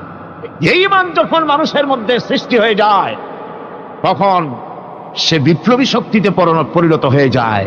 তার কাছে ভয় বলে কোনো জিনিস থাকে না, যেহেতু সে তো ভরসা করেছে এমন শক্তির কাছে যার চাইতে প্রচন্ড ক্ষমতা আকাশেও কারো নাই, জমিনেও। তিনি কে? জোরে চিল্লায় বলেন, তিনি কে? আমার বন্ধুগণ, রাসূল করিম সাল্লাল্লাহু আলাইহি ওয়াসাল্লাম হিজরতের রাতে সৌর পাহাড়ের গাড়ে সৌরের কাছে যখন চলে গেছেন, হজরে রক্ত হয়ে হয়ে আসতেছে। হযরতে আবু বকর রাদিয়াল্লাহু তাআলা আনহু বলছেন, হে আল্লাহর রাসূল, এখন আর অগ্রসর হওয়া ঠিক হবে না, বেলা উঠে গেলে ধরা পড়ে যাব। এখানে গুহা আছে, ভিতরে প্রবেশ করি। হযরতে আবু বকর রাসূলের সম্মতি পেয়ে হযরতে আবু বকর রাদিয়াল্লাহু তাআলা আনহু বলছেন, ইয়া রাসূলুল্লাহ, পাহাড়িয়া গুহা, সাপ বিচ্ছু থাকতে পারে, আমাকে অনুমতি দেন, আমি আগে ভিতরে ঢুকে সাফ করে আপনাকে ডাকি। ভিতরটা সাফ করে তিনি ডাকলেন। রাসূল করিম ভিতরে ঢুকে বলছেন, আবু বকর, পাহাড় বেয়ে বেয়ে বড্ড কষ্ট হয়েছে, একটু বসো, তোমার উরুর উপরে মাথা রেখে আমি একটু ঘুমাইয়া যাই। আল্লাহর নবী আরাম ফরমাচ্ছিলেন। সকালবেলায় কাফির বেঈমানরা যখন আস্তে আস্তে করে গুহা মুখে পৌঁছে গেছে, পায়ের চিহ্ন এখানে শেষ, তাদের নিশ্চিত ধারণা এর ভিতরে নবীজি আছেন। বলছে, বেরিয়ে আসো। একজন বলে নাই, আর একজন বলে আছে। এভাবে তাদের মধ্যে দ্বিমত হয়ে গেল। হযরত আবু বকর বলছেন, ইয়া রাসূলুল্লাহ, আমরা তো ধরা পড়ে গেছি, আমাদের তো আর উপায় নাই। এই গুহাটা এতই অগভীর, শুয়ে যদি হাঁটু উঁচু করা যায় উপর থেকে দেখা যায়, বসলে পরে মাথা দেখা যায়, ধরা তো পড়ে গেছি, উপায় নাই। আল্লাহর নবী তখন তার হাবিব, তার বন্ধুকে কি বললেন? বিশ্ববাসীর জন্য আল্লাহ পাক কোরআনে তা উঠায় দিলেন। নবীজি তার বন্ধুকে ডেকে বললেন, লা তাহজান ইন্নাল্লাহা মা'ানা। ও আমার সাথী, কোনো চিন্তা করো না, ভয় পেও না, শঙ্কিত হয়েও না, আমরা মাইনরিটি নই, আমরাই মেজরিটি, কারণ আল্লাহ রাব্বুল আলামিন আমাদের সাথে আছেন। সুবহানাল্লাহ। এই চিন্তা, এই ধারণা যদি মানুষের মনের মধ্যে থাকে, তাহলে কখনোই তার মন দুর্বল হবে না, ঈমান দুর্বল হবে না। ربنا ظلمنا أنفسنا وإن لم تغفر لنا وترحمنا لنكونن من الخاسرين ربنا لا تزغ قلوبنا بعد إذ هديتنا وهب لنا من لدنك رحمة إنك أنت الوهاب আয় আল্লাহ তাআলা, এই বিশাল জনসমুদ্র নিয়ে তোমার দরবারে হাত তুলেছি পবিত্র মেরাজের রজনীতে। আয় আল্লাহ, তুমি দয়া করে মেহেরবানি করে আমাদের আলোচনা, দুরুদ সালামের সওয়াব আমাদের বিশ্ব নবী, তোমার প্রিয় হাবিব জনাবে মুহাম্মদ রাসূলুল্লাহ সাল্লাল্লাহু আলাইহি ওয়াসাল্লামের রূহ মুবারকে পৌঁছায়া দাও। সমগ্র বিশ্বের মাটির নিচে যত মুমিন মুমিনাত শুয়ে আছেন, তাদের আরো আর পরে সওয়াব পৌঁছায় দাও। আমাদের মা বাপ যাদের দুনিয়া থেকে বিদায় হয়ে গেল, আল্লাহ কবরগুলিকে জান্নাতের টুকরায় পরিণত করে দাও। রব্বির হামহুমা কামা রব্বায়ানি সগীরা। পড়েন সবাই, রব্বির হামহুমা কামা রব্বায়ানি সগীরা। আয় আল্লাহ তাআলা, বহু মানুষ দোয়া চেয়েছি, কতজনের কত কষ্ট, কেউ হসপিটালে আছে, কারো অপারেশন হবে, কেউ বা মরে গেছে, কেউ বা মামলা মোকদ্দমায় আছে, কেউ বা পারিবারিক অশান্তিতে আছে। আল্লাহ, যিনি যেই নিয়তে দোয়া চেয়েছে মেহেরবানি করে সেই নেক নিয়ত তোমার দরবারে কবুল করে নাও। বিপদগ্রস্ত লোকগুলির বিপদ থেকে বাঁচাইয়া দাও। আয় আল্লাহ রাব্বুল আলামিন, এই মাহফিলে লক্ষ লক্ষ জনতা সমুদ্রের ঢেউর মতো চতুর্দিক থেকে আসতে থাকে। তুমি আর তোমার কোরআন আর তোমার রাসূল ছাড়া কোনো স্বার্থ কারো মনে নাই। কাউরে রিক্সা ভাড়া দেওয়া হয় না, ট্রাক ভাড়া, বাস ভাড়া কাউকে দেওয়া হয় না, এক লোকমা খানাও এখানে পায় না, তাবাররুক বা সিন্নি বিতরণও হয় না। আয় আল্লাহ, নিঃস্বার্থ ভাবে এই লোকগুলি যাতায়াত করে। আল্লাহ, তোমার কোরআনের বরকতে সকলকে তুমি গুনাহ মুক্ত করে দাও। আয় আল্লাহ তাআলা, যাতায়াতটা আসান করে দিও, যাতায়াতের পথে কারো যেন কোনো বিপদ না হয়ে যায়। আয় আল্লাহ তাআলা, বাড়ি ঘর ফালায় আসে, বাড়ি ঘর তোমার ফেরেশতা দিয়া তুমি হেফাজত করো।